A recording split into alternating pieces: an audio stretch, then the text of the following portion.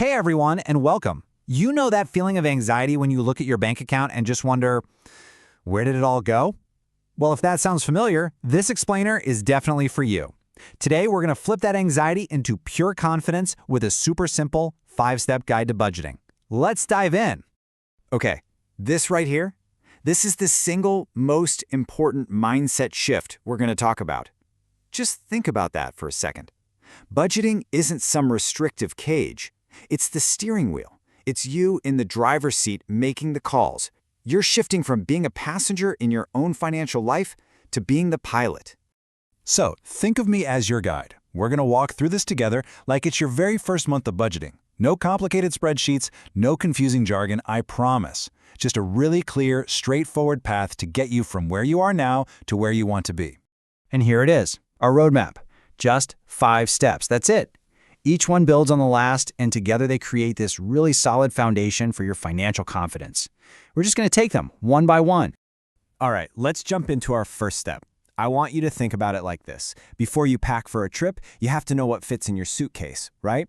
Well, your money is exactly the same. The very first step is just to see what you're actually working with. I mean, it sounds so obvious, but it's the absolute bedrock of any good plan. You simply can't decide where your money is going to go if you don't have a clear, honest picture of how much is coming in. Guesswork just leads to a shaky foundation. Knowing the real number gives you a solid base to build on. So, let's get really clear on that. Your regular salary, of course, that's the big one. But what about that side hustle you've got? Or the money you made selling some old stuff online? Even consistent cash gifts you might get from family? All of that counts. Tracking these little amounts is so crucial because they add up and give you the true total of what you have to work with. Okay, so our bags are packed. We know what we've got. Now it's time to map out the journey. And for this, I absolutely love the analogy of filling a jar. You've got big rocks and you've got sand. And if you want to make it all fit, what do you have to do? You have to put the big rocks in first. Your expenses work exactly the same way. In those big rocks, those are your fixed costs. Think of your rent or your monthly train pass. The price is the same every single month. It's predictable. The sand, on the other hand, represents your variable costs. That's your grocery bill, which can change week to week, or how much you decide to spend on entertainment. One is set in stone, the other is flexible. So here's the key takeaway. You always account for the big rocks first. These are your non-negotiables, the pillars holding up your budget. We're talking rent, car payment, phone bill. You have to pay them, so we're going to set that money aside before we do anything else. Now, once those rocks are securely in place, you can start filling in the gaps with the sand. This is all your flexible spending. And honestly, this is where most people get tripped up, because it's hard to know how much sand you're going to need, right?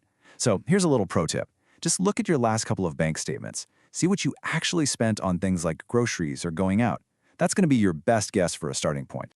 Which leads us perfectly into step 4. We know what's coming in, we know what has to go out, so now we get to the fun part, telling our money what to do. I want you to think of yourself as the coach of a sports team, and you're about to assign every single dollar a position on the field. See, your money really has 3 main roles to play. You've got spending, that's your offense, right? It's scoring the points for your daily life, like buying groceries and paying bills. Then, you've got saving. That's your defense, protecting you from surprise attacks like an emergency. And finally, you've got investing, your special teams, working quietly in the background to build your wealth for the long game.